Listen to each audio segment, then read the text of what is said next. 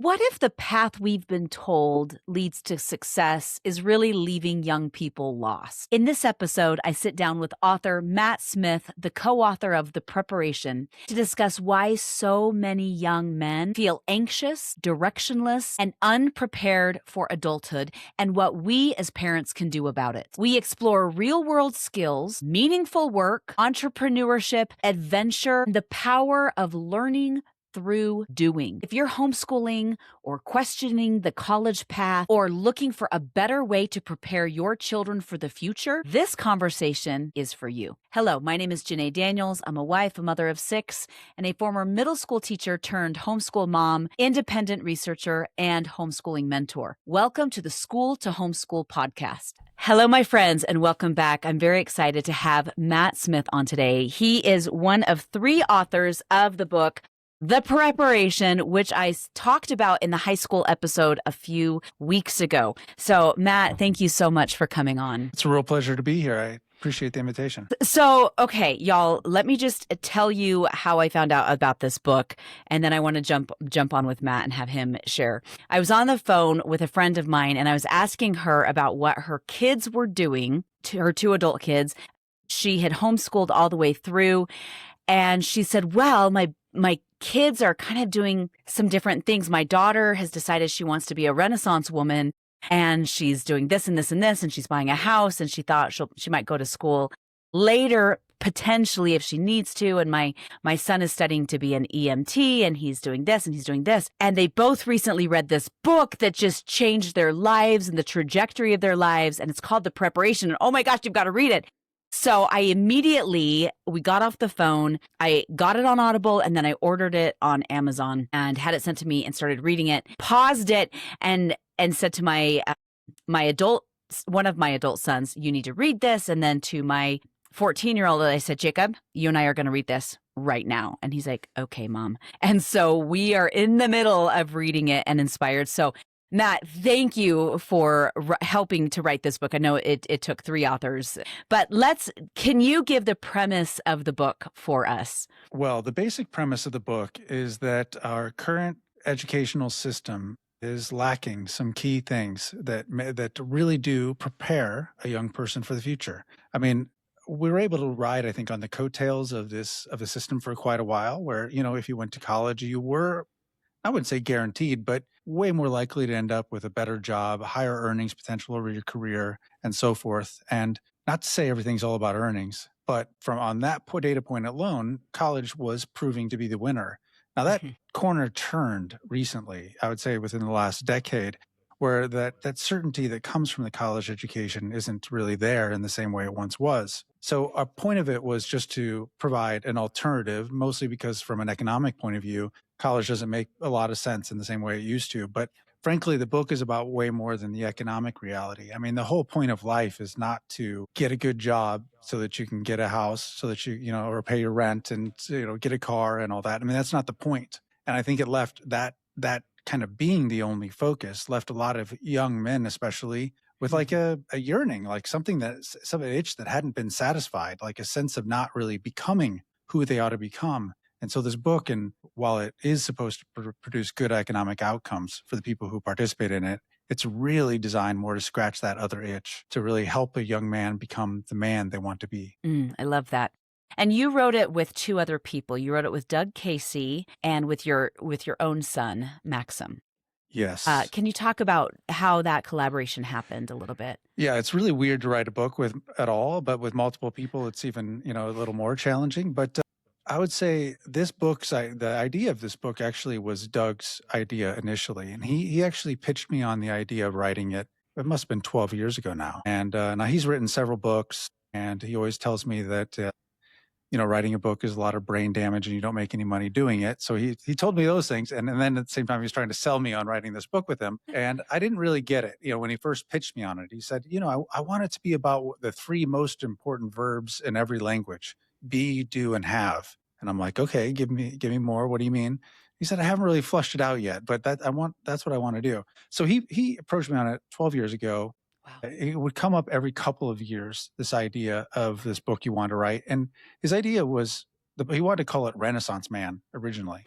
So it's like this, it's trying to, again, scratch that itch of something else, something beyond, what you get from a formal education. And I would turn him down every time. Is it just mostly because of the brain damage I didn't need, and I could have better uses of my time for money. But when my son was 17, I saw him in a pretty bad state. Frankly, I mean, he was anxious about the future, kind of depressed about the future, and it would manifest in weird ways. His own like uncertainty about the future would have him like have angry outbursts, which were totally out of character for him. So something was going on. So all of a sudden I became very interested in trying to figure out a path to make clear to him. And the path wasn't clear to him because I'm a college dropout. I'm an entrepreneur. I've built businesses my whole life. So he didn't grow up under any kind of propaganda system, either that college was good or that college was bad. I was just very, ambiguous toward the entire idea.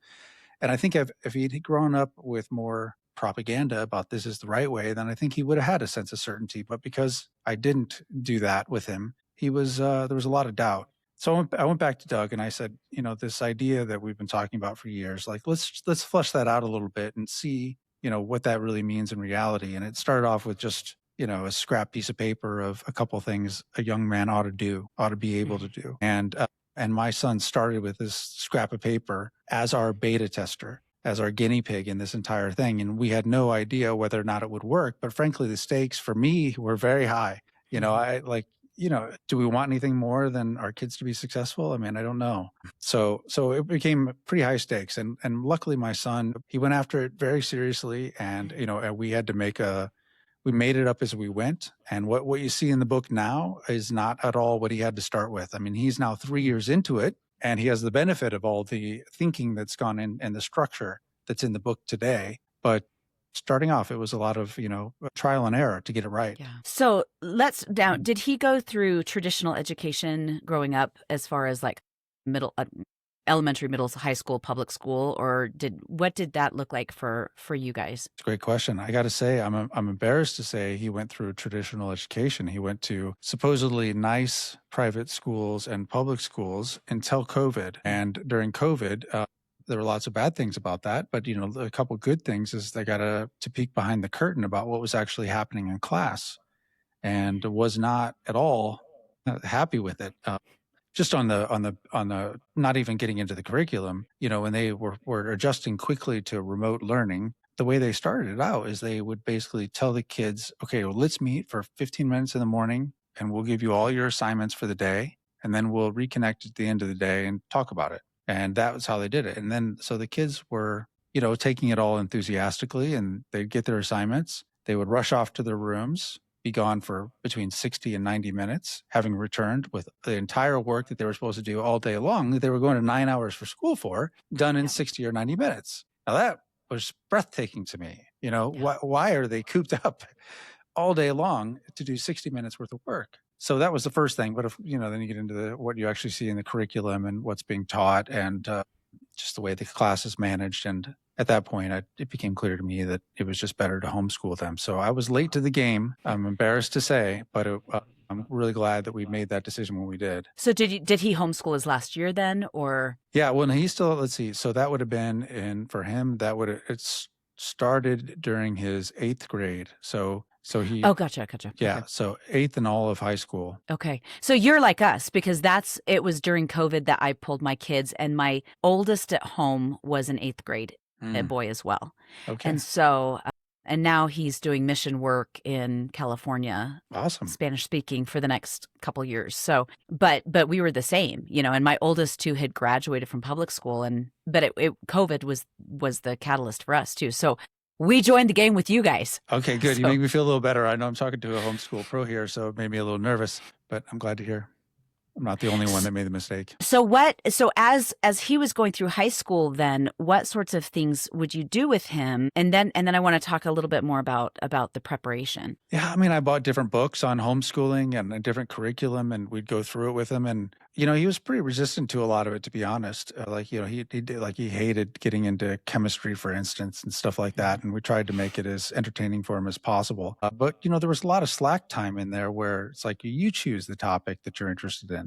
And let's just follow that down and see how that goes. And with my daughter, who is 2 years younger, that's the way her homeschool curriculum has actually been much more successful than I would say it was with my son, because we did it. It's much more based upon her interests and the Yeah. things that she was curious about. And so we'd go down all kinds of interesting avenues with her curiosity. And it was great. I mean, I learned a lot and she learned a lot during it as well. But, unfortunately, I wish I'd thought of these later things from the preparation much earlier, because there's no doubt about it that we could have started them when he was in 8th grade. Yeah. I mean, there's not everything that somebody who's under 18 can do in here, but there are a lot of things. I mean, one thing we do is, Max learned to fly a plane. Well, you can get your pilot's license when you're 15 years old. I Hmm. mean, before you can get your driver's license. I mean, it's pretty amazing.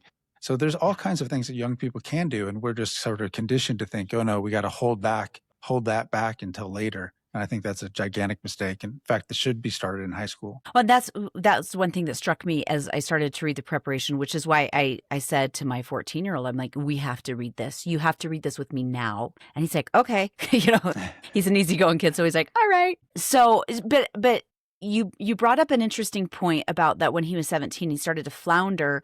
And I think so. I've seen this with my adult kids' friends who are in college or have just left college, and they don't know what to do. Even in college, they're like, I don't know what to major in. And there seems to be just a floundering of particularly young men Yeah. who are just struggling. I look at my adult nephews. As before we started recording, I mentioned that my new sister-in-law's cousins, talked with them, and they're young adults, and one has a degree and is like, I'm working at a dead-end job. Maybe I'll go back to school. I just don't know what to do with my life. The other one's in school, and he was saying, I don't love college. I don't know what I'm going to do with this. I guess it's going to be good. And I told both of them, I'm like, you need to read the preparation. And I've told that to my nephews. My sister called me and she's like, what exactly did you say to my sons? Because one of them just said, Mom, I think I'm going to drop out of college. And I said, well, I told them to read a book. And she's like, oh, they've been reading it. And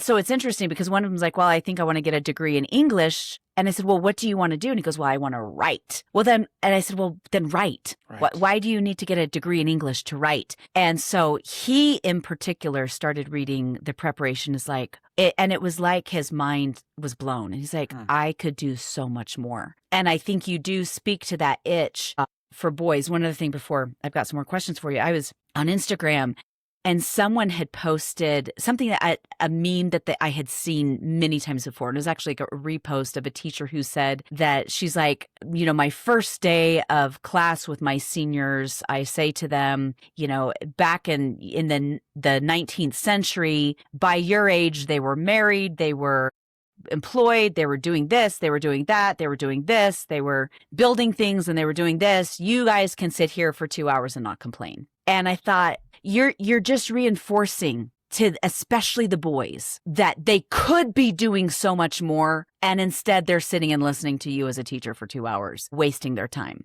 and instead it was meant to be like, oh, look how privileged Right. you are to be in school. But that struck me as I saw that last week. And I'm like, no, of course, that just reinforces to these boys that they're wasting their time. So with the preparation, let's talk a little bit more about the book, because you start with the three words, right? The be, do, have. The be, do, have. And that seems to be the springboard for the rest of the book. So let's talk about that a little bit. Okay, Can you well, go into that?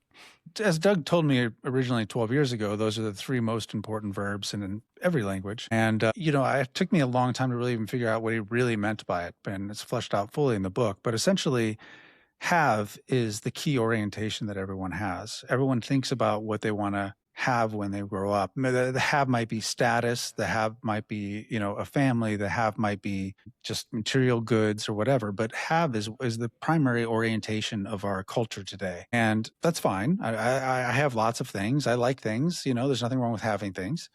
But the truth is that what nobody ever explains to, especially a young person, is that have is a byproduct. Like it's a consequence of do. That do is way more powerful. Do, especially for a young man, is like, it's a huge point of leverage. My son at 20 now, has, compared to me, unlimited energy. And so he can do a tremendous amount, and he can, all of his life situation can be dramatically improved by simply doing and focusing on doing. And so what the book does in great part is it puts a big emphasis on actually doing real things. And of Mhm. course, that includes all the academics still, but like still doing more things, doing a lot more, putting an emphasis on this greatest lever they have to change their circumstances is do. Now, B fundamentally is the most important thing. Like that's it certainly overshadows the do and the have for sure. But a lot of times you become by doing.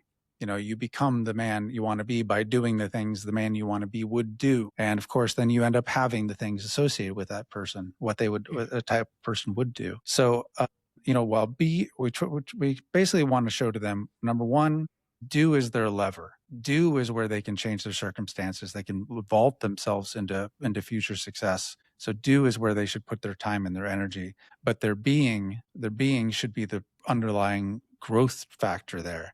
And so we asked the question, what kind of man do you want to become? And that's a question, especially for my son, which is especially meaningful to him. And when you have that as your guide star instead of, well, I know I need to get a job to be able to pay my rent, which of course is true. Like these economic realities are real, but that shouldn't be your guide stone, for how you conduct yourself in the world. But instead, what kind of man you want to become tends to work better, and it's a lot more fulfilling. And I think this aimlessness, this restlessness, or whatever you might see in young men today, is because that is not a question anyone has ever asked them in their entire life. Well, that's not true. When they're little kids, we used to do it all the time, right? Well, what do you want to be when you grow up? And they say fireman or Spider-Man or whatever. And, we thought it was cute, but at the time, and that question continues as they get older. And as they get older, it gets more and more pressing, where now they got to get serious about it. Sorry, maybe fireman, I guess, but like definitely not Spider-Man. How about accountant? We want to know how they're going to be able to pay their rent. Is how the question turns to when they become about 17 years old, which is why my son felt so much anxiety at that stage, I think. But the thing is what you realize, what those kids were doing when they're answering that question about who they want to be when they're little, they're answering with the virtues that they can identify with. Spider-Man is a hero. It's not just that he has, this spiderweb contraption. It's that he saves the day, like that he's a good guy, that he's, reliable, that he's, powerful. I mean, those are virtues. When they say firemen, I mean, the way firemen are framed in our community is that, they take care of people, that they're on the side of the right, that they're good guys.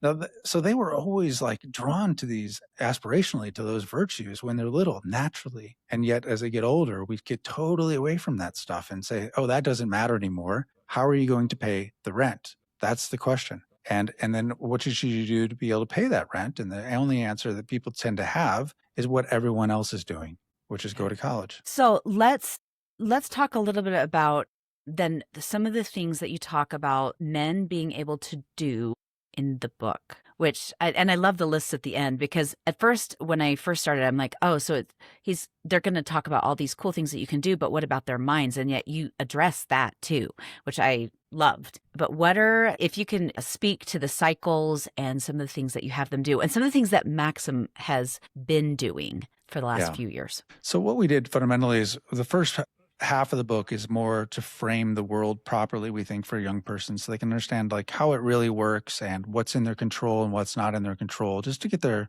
state of mind right. And then the last part of the book is really oriented toward exactly what to do. And we are essentially, because college is what this idea is competing with, we lay it out over 4 years and break it up into quarters. We call those quarters cycles. And so there's 16 of them in total. And each one of those cycles has something called an anchor course at the center of it. And this anchor course is a very deep and intense skill building experience. For the most part, they're skills. I would say they're all skills. Most of them are economically viable, like you could get a job with them, but not all of them is that the case for. But certainly for many of them, that's the case. So you have this, and everything else is that you do in the cycle is sort of based around the anchor course.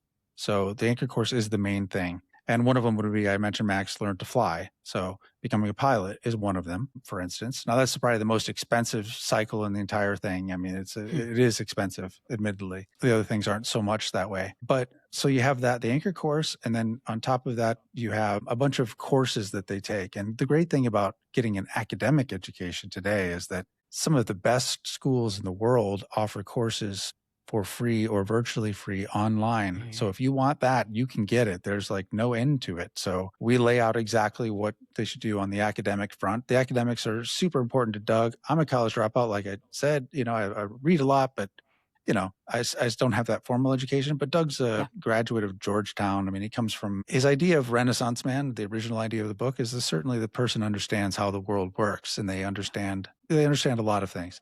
So the academics are not skimped on in any way. And in addition to that, we want them to engage in certain activities to kind of these things. Some of the things could be cycles on their own potentially, but just to get them more exposure with the real world, getting out there and doing more and more unique things as much as possible. So there's 16 of these, and they all theme based, like the pilot one is a specific theme, and they take you on an adventure. And one of the probably the most challenging part of this for young people when they do it is that they shift every 3 months. They jump Hmm. completely from one thing to another. And that's hard because we're used to a life of continuity. We're increasing up some sort of progression that's laid out for us. And with this, it's like, okay, so for one of them, for instance, there's an EMT cycle, and which is, Mhm. thank goodness, that was the first one that Maxim did. We just kind of pulled that out and it worked really well, where you go when you become an EMT. Now, an EMT it doesn't take that long to learn it. I mean, it's over a few months and going twice a week, for 4 hours a time, you get your EMT certification. Now that does qualify you to work on an ambulance or something like that. And so it could get you a low paying job. But more importantly is you have a skill and an understanding of something that almost no one around you will have, that in a pinch, it's like Spider-Man showing up. I mean, it is a real skill of real value that people can deeply appreciate if there's any kind of problem at all that occurs. And I have to say that once Maxim had finished that first cycle, once he'd gotten that for the first time in his life, it's like he walked differently because he had a sense of like, oh, I know something, and I took it seriously and I know it and I can practice it and I want to practice it. And most people have no clue. And so it changed him in big ways. And so what are the other cycles? Well, I'll just tell you some of the ones that Maxim did. One of them is that sailing is one of them. And so he sailed around the Falkland Islands and through the Strait of Magellan. It was definitely throwing him in the deep end as far as sailing goes. He ended up from that whole experience becoming a qualified crewman so he can work on another sailboat if he wants to hire himself out to do something like that. But for him, it was quite an adventure. I mean, he'd never done anything like that at all before. And it was, yeah. I mean, he got seasick, of course, but no way to avoid that. But it was a fantastic experience for him. In a way, what young men really need in part is they need to write a passage. It's just not something that's really baked into our culture anymore. But, and they need a hero's journey. They need to go and do and then come back. They need these experiences. And so that one was a big one for him in doing this. There's a work cycle. One of the 16 is because along the way, you're going to be offered jobs. It just happens. And you're going to be offered opportunities. You might want to take advantage of one of them along the way. And so associated with his EMT one, he got, because one of the parts of this is there's an accountability portion where we encourage everybody to publish each week, just make a Substack. Maybe the world isn't watching, no one's paying attention, but you're publishing into this void what you got done each week. And it holds you accountable, and knowing you're publishing it weekly, and maybe, first it's just your parents. And now Max has thousands of people who read his weekly updates. There's a lot of adds a lot of pressure to him and helps hold him accountable as well. But in doing that, some guy who owned a wildland firefighting company heard he got his EMT and said, hey, if you ever want to work on some fires, it's a great gig. It pays way better than, working on an ambulance crew does. And it can be kind of an adventure for you. And so he did that one summer, and probably will be doing it again actually this summer for at least a period of time, working on wildfires. And so that was great for him as well. And it just kind of added on to other things. So Yeah, I was going to say, and he already has a pilot's license. So yeah. So these things, and they compound in weird ways. What's some other things that he's done? So it starts off with a more like tangible stuff like the EMT and the sailing and the pilot, but it gets into the more abstract stuff, which we would encourage people to wait until later. One of the things he did is there's an entrepreneurship cycle, because as an entrepreneur, I think that's really important. I think you understand the world differently if you're focused around creating value rather than getting a job. It just changes the way you think about everything. And so he started agricultural drone business here in Uruguay. So he had to do that in Spanish. And, you've got 3 months to do it. And the primary goal of that whole cycle is that you generate 2 customers successfully, and you effectively, generate the lead, convert it to a sale, deliver the product so that they're happy and would hire you again. If you do that a couple times, that's considered success. But after 3 months, again, he had to abandon it because that's what you do. But he could always come back and pick that up at any point. He learned a lot during that cycle. There was also an investor cycle, which technically he's still in that cycle right now. He's got a month or so left in it, where you learn about the markets. You learn about, you learn a lot about economics, but you learn specifically about investing. So you have that more abstract stuff that becomes part of it as well. That's so cool. So then I noticed at the end of the book, you have a series of books to read and music to listen to, and talk about who added that portion. Well, the specific list of music, it's all classical music, and that comes from Doug. I mean, he painstakingly built that list. He's like, everyone should listen to these at least once, every one of these, and probably a lot more. So he's a big believer in that more, being that more cultured Renaissance man, where you really have an understanding of things. I mean, what we're really trying to do with the entire thing is we're trying to take the young person and put them in the face of reality as much as possible, so they get confronted with the real world constantly and with exposure to all kinds of different elements of it, so that their understanding of the world is more holistic. There's a builder cycle where you go to the Shelter Institute in Maine, and over the course of 3 weeks, you learn to design and build a home. And, now, do you know everything about building a home? No, but you will understand the basics. You will understand about site selection and plumbing and electrical.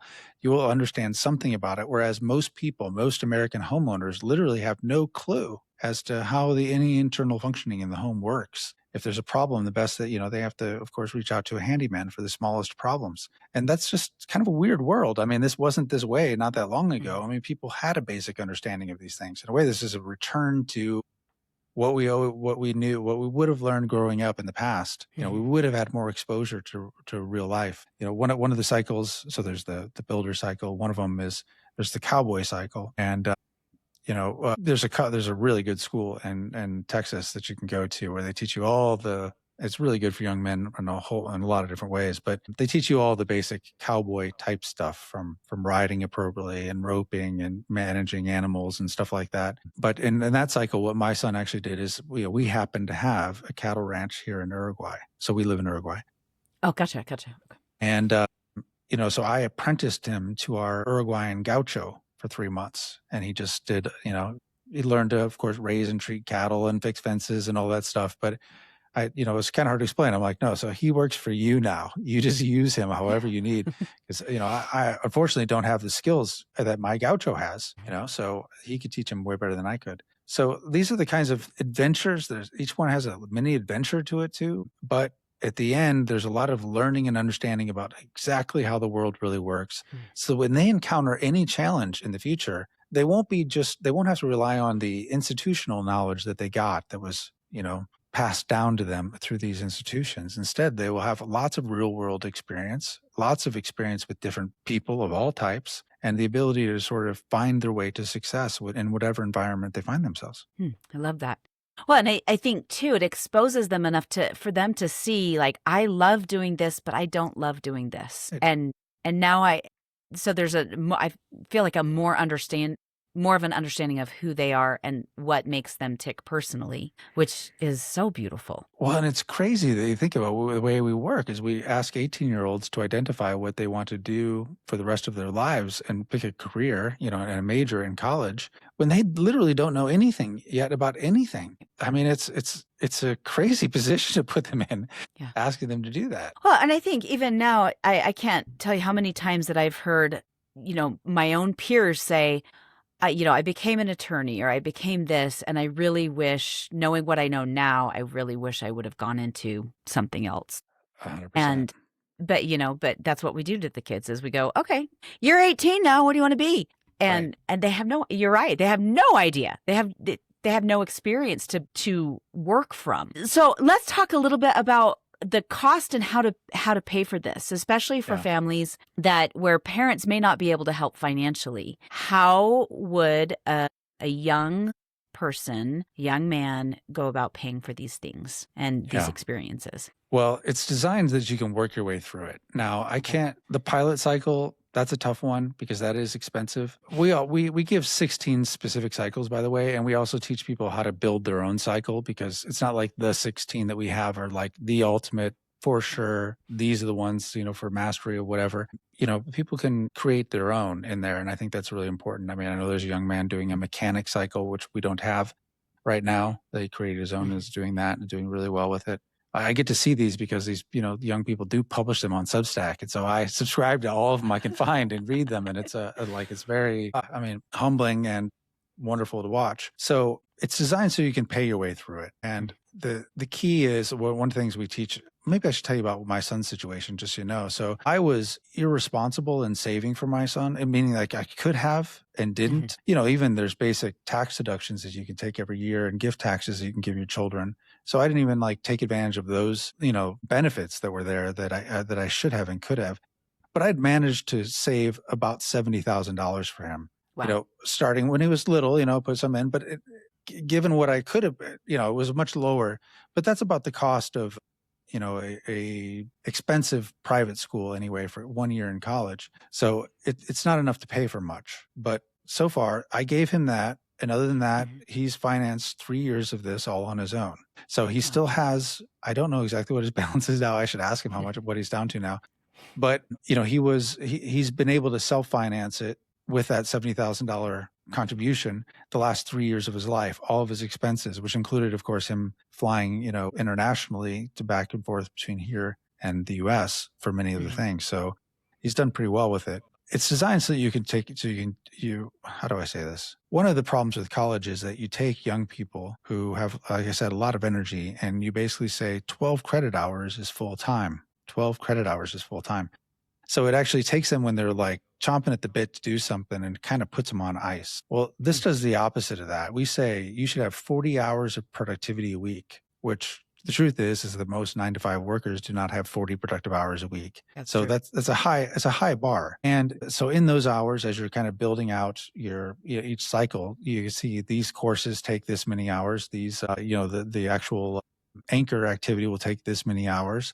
But there's still plenty of hours left in there for other things and including work. And we totally support taking dead-end jobs along the way to finance it. I mean, Maxim in his first cycle when he was doing the EMT one, he worked at Office Depot and he delivered pizzas. And, just in that one cycle, he saved more than $5,000 by not having expenses. That's the key. And this is where young people feel the need. Of course, I need to rent a place and, I need to taking on those burdens is a huge mistake. And so Max he's camped, he's stayed, with family members in different parts of the country. He's done basically anything he could do to try and make sure his costs are low. So he doesn't have a monthly obligation that would suck up all of these earnings from these dead end jobs he might take along the way.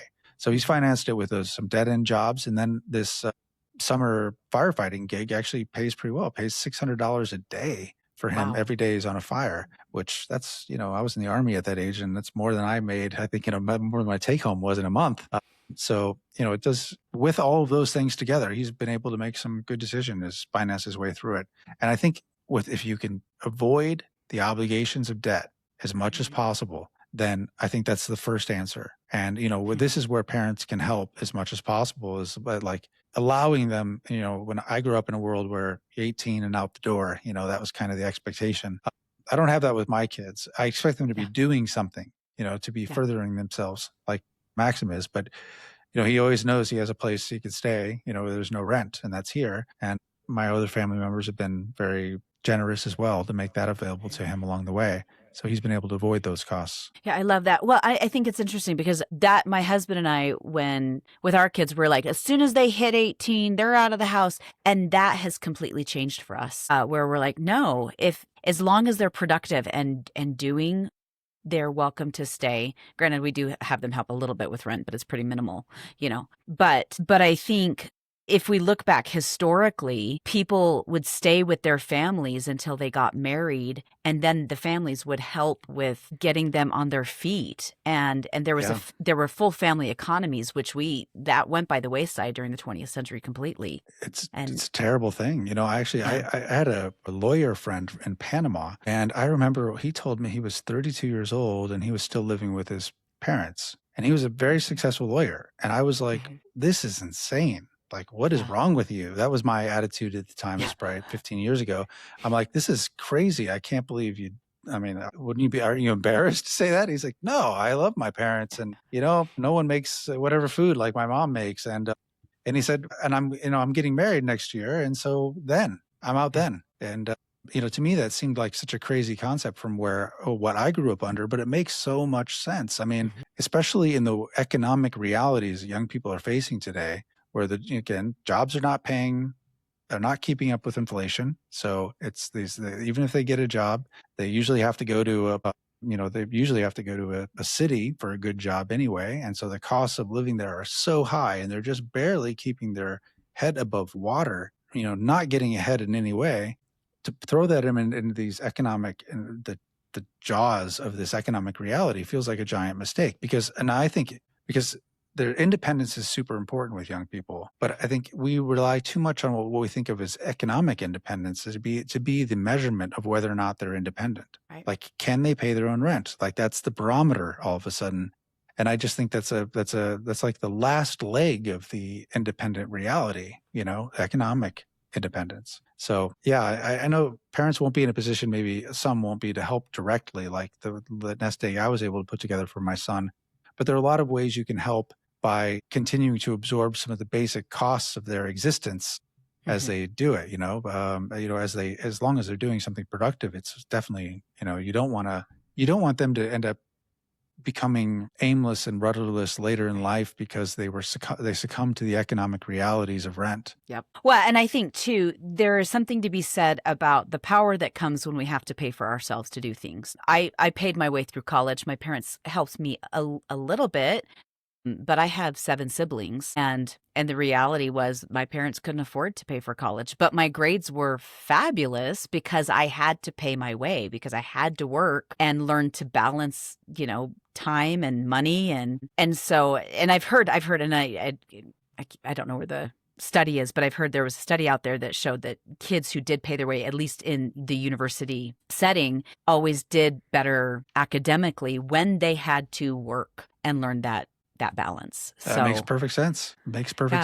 Sense. So it matters. It matters. What advice would you give to parents before we get into the advice, you had mentioned you feel like a lot of these cycles could be done in high school. If you could do it all again, would you go back and have Maxim start earlier? 100%. No doubt about that. The idea of waiting till 18 was just, for us, it was just a matter of I hadn't thought deeply enough about it. And so it was a gigantic mistake. And I was just, my brain, was just this, I was just following what I'd been trained on, which is elementary school, middle school, high school. And then, then it's the rubber starts to meet the road, but, they're not even ready to consider those things until they get older anyway. But that's just not true at all. Like, I've done some things with them when they were younger that I think helped for what they're doing now. But for the most part, I've made a giant mistake. I definitely wish I could go back in time and do it earlier. What are some of the cycles you wish you would have done earlier that would have been feasible? Yeah, I definitely think he could do the builder cycle. I think he could have done the pilot cycle. I mean, talk about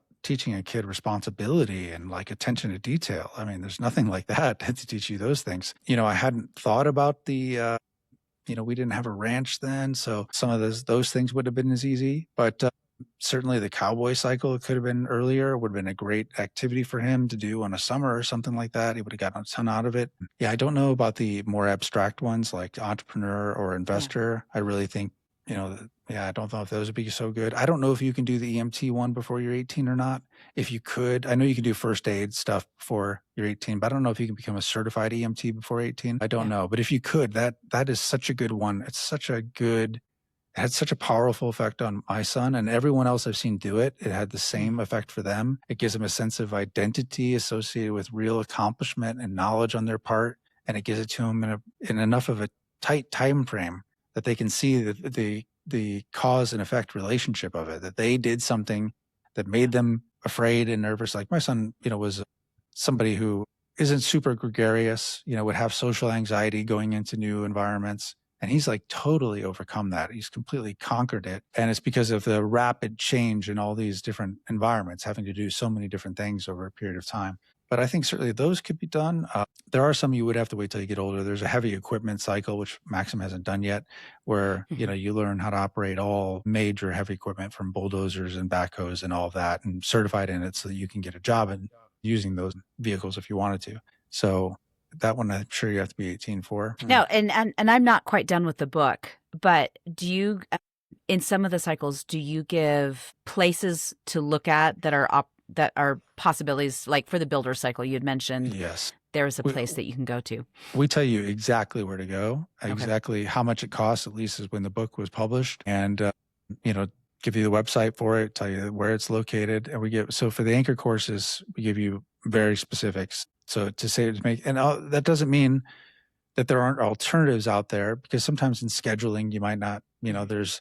My daughter did a home building cycle recently, and she went to a totally different place in Vermont just because, the timing of it worked better for her. So yeah, there are alternatives out there, but we give you exactly the place. For example, right now, my Maxim is actually he's in an outdoor survival school right now in southern Utah. And that's why when you ask me about interviews, I'm like, yeah, it's kind of going to be, his schedule's going to be touch and go. Like these 2 weeks, he's totally unavailable. But when he was doing the orientation for whatever over the phone with the people from the school, they said, well, what makes you want to do this? He said, well, actually we wrote this book, then we talked about this specific course. He says, we've had a bunch of young people come through here that have done that. So the specific location to make it easy for everyone. And yeah, eventually if the book becomes popular enough, it'll probably be harder to get those slots that are available. But, for now, they're definitely there. As far as girls go, because that's one thing that I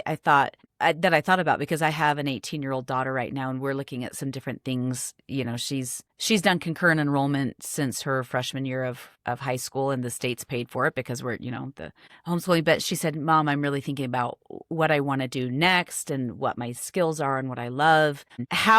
Because you just mentioned your daughter's been going through some of these cycles too. What have you noticed? How has it affected her? Well, I think it's had the same positive effect on her that it's had on him. I would just say that boys are wired very differently than girls are. I know you're not supposed to say that these days, but... No, yeah, say it out loud, because it's true. It's absolutely true. My daughter is not the same as my boys. Yeah, not at all. I've actually got 2 girls, and neither of them are the same as my boys. And their interests are not even close. Not even close. And, and even deeper than that, they're like fears and hopes and aspirations for the future are different. It's like, so you can't even, I think the idea for a young man of, working to become the man they want to be is a very motivating thing for them. That idea, if they can hold an idea in their head of some character they may have read about in a book, or, they've seen on television or whatever that is inspiring to them, and go, what are those characteristics and how do I become more like that? That can be very inspiring. And girls are way more complicated than that. I mean, I think the boys are more simple, to be honest. Girls are way more complicated. And also they enter a world that's just different in a way. I can't say that I've really figured it out, but let me say this about the book, is that there are lots of girls that are doing it, even though it was written specifically for boys. And I think that the part that it's just missing some things for girls. I think there's only one cycle in there I wouldn't want my daughter doing, and there's a fighter cycle, and that's where you go to Thailand and you learn to fight Muay Thai, which Maxim also did. And it was great for him. Do I want someone elbowing my daughter in the face? No chance. Just not gonna. No, and she doesn't want it either. So other than that cycle, I think they're all also very good for girls.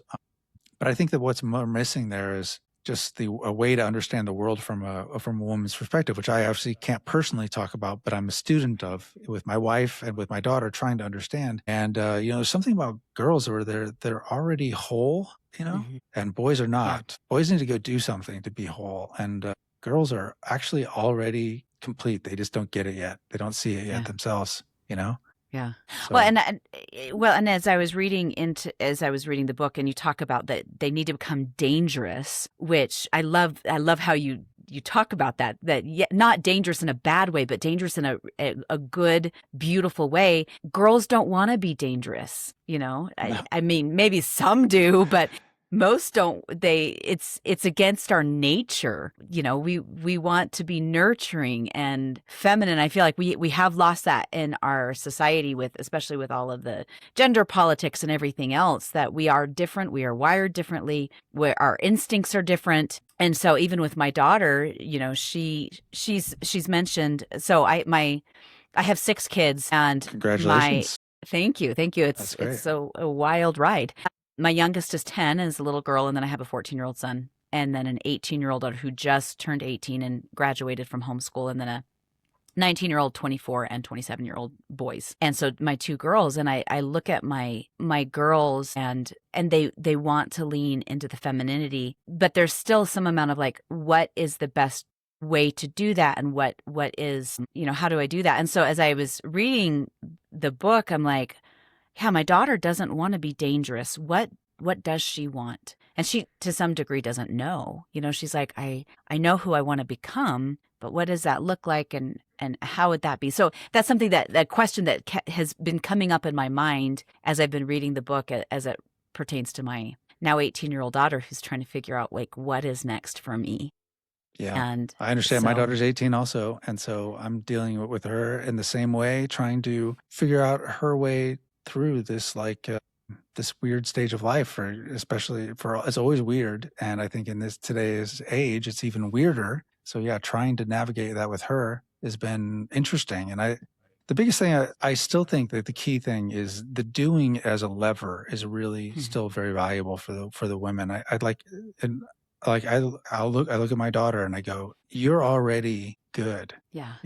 And with my son, I'd be like, you need to go, there's something needed. Like I said, they need something, but she doesn't see it yet. She can't see her wholeness, even though I can see it. And so she has to do more things in the world so that she can see herself as she is, and rather than really becoming something different. So I think the doing part, the leverage there still really works. And there are lots of, like I said, young women who are doing it, and I think it's working for them. It was one of the cycles that everyone thinks, oh, that's really appropriate for women, which my daughter's doing later this year, and that's going to Florence, Italy, and where you're taking a really exquisite Italian cooking course for a month, living in Florence, which is one of the most beautiful cities in the world anyway. And so she's doing that later, but like that experience will shape her in ways. It'll give her an understanding of the world that she wouldn't have had beforehand. And just like even this home building course that she did, she kind of, had some complaints about it while doing it, because it was hard and whatever, but